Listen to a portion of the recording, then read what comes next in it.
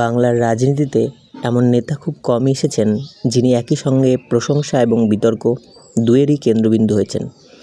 একসময় মমতা বন্দ্যোপাধ্যায়ের সবথেকে বিশ্বস্ত সৈনিক, আর আজ বিজেপির মুখ হয়ে পশ্চিমবঙ্গের ক্ষমতার শীর্ষে তিনি শুভেন্দু অধিকারী। 1970 সালের 15ই ডিসেম্বর পূর্ব মেদিনীপুরের কাঁথিতে জন্ম শুভেন্দু অধিকারীর। রাজনীতি যেন তার রক্তের মধ্যেই ছিল। বাবা শিশির অধিকারী ছিলেন বাংলার পরিচিত রাজনৈতিক নেতা। ছোটবেলা থেকে মানুষের ভিড়ে থাকতে ভালোবাসতেন শুভেন্দু। সভা, মিছিল, রাজনৈতিক আলোচনা ধীরে ধীরে এগুলোই হয়ে ওঠে তার জীবনের অংশ। রাজনৈতিক জীবন শুরু হয়েছিল কংগ্রেস দিয়ে, কিন্তু সময়ের সঙ্গে তিনি যোগ দেন তৃণমূল কংগ্রেসে। তখন বাংলা রাজনীতিতে পরিবর্তনের হাওয়া শুরু হয়। মমতা বন্দ্যোপাধ্যায়ের আন্দোলনের মাঠের অন্যতম সক্রিয় মুখ ছিলেন শুভেন্দু। নিজের সাংগঠনিক দক্ষতা দিয়ে দ্রুত তিনি মানুষের মধ্যে জনপ্রিয় হয়ে ওঠেন। তারপর আসে 2007 নন্দীগ্রাম আন্দোলন। এই আন্দোলন শুধু জমির লড়াই ছিল না, এটা ছিল বাংলার রাজনৈতিক ভবিষ্যৎ বদলে দেওয়ার গল্প।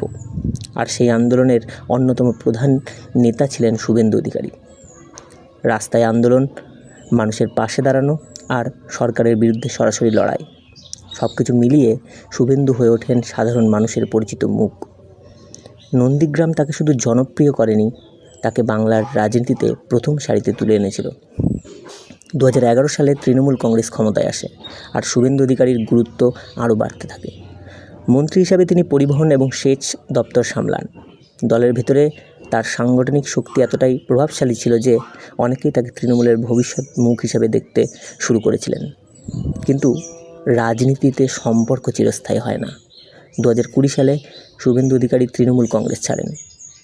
বাংলার রাজনীতিতে শুরু হয় এক নতুন উত্তেজনা। এরপর তিনি বিজেপিতে যোগ দেন।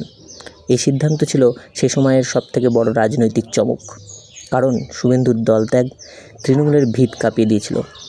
2021 সালের নির্বাচন, বাংলার সবথেকে বড় রাজনৈতিক যুদ্ধ নন্দীগ্রাম।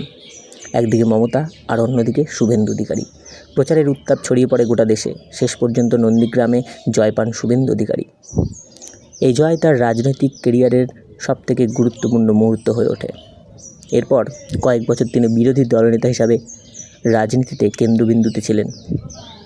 সরকারের বিরুদ্ধে তীব্র আক্রমণ, রাস্তায় আন্দোলন এবং সাংগঠনিক শক্তি করা, সব কিছু মিলিয়ে তিনি বিজেপির সবথেকে বড় মুখ হয়ে ওঠেন। অবশেষে 2026 সালের নির্বাচনে বিজেপি ক্ষমতায় আসে, আর শুভেন্দু অধিকারী হন পশ্চিমবঙ্গের নতুন মুখ্যমন্ত্রী। রাজনীতিতে বন্ধুত্ব বদলায়, দল বদলায়, কিন্তু ক্ষমতার লড়াই কখনো থামে না। নন্দীগ্রামের আন্দোলন থেকে আজ রাইটার্স বিল্ডিংয়ের সর্বোচ্চ দায়িত্ব। শুভেন্দু অধিকারী এ যাত্রা এখন বাংলার রাজনৈতিক ইতিহাসের অংশ।